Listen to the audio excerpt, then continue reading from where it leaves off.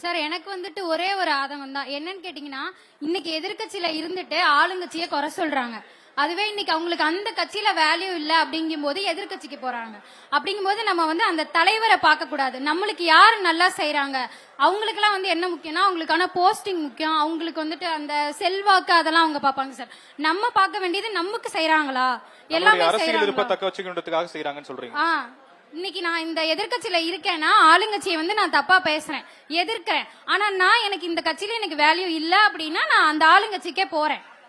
அப்ப இதுல வந்துட்டு பாதிக்கப்படுறது மக்கள் தான். அவங்களுக்கான நல்லதை யார் செய்யறாங்களோ அவங்கள தேர்ந்தெடுத்து அவங்களுக்கு ஓட்டு போடணும் சார். சரி, நீங்க இவ்ளோ தெளிவா பேசுறீங்கல்ல, வீட்லயோ இல்ல ஃப்ரெண்ட்ஸ் கிட்டயோ அரசியல் பேசிருக்கீங்களா? பேசிருக்காங்க. என்ன பேசுவீங்க? இப்படி இருந்தா நல்லா இருக்கும், இப்படி பண்ணிருக்க கூடாது.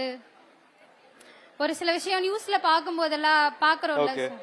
சரி, நீங்க ஒரு அரசியல் தலைவரா இருக்கீங்க, ஒரு அரசியல் ஐ மீன் ஒரு எம்எல்ஏ போஸ்ட்டுக்கு நீங்க கேண்டிடேட் பண்றீங்களா ஆயிட்டீங்கன்னு வச்சுப்போமே, நீங்க மக்களோட மக்களா வந்து நிப்பீங்களா? அரசியல் பேசி என்னென்ன விஷயங்கள் சொல்லுவீங்க?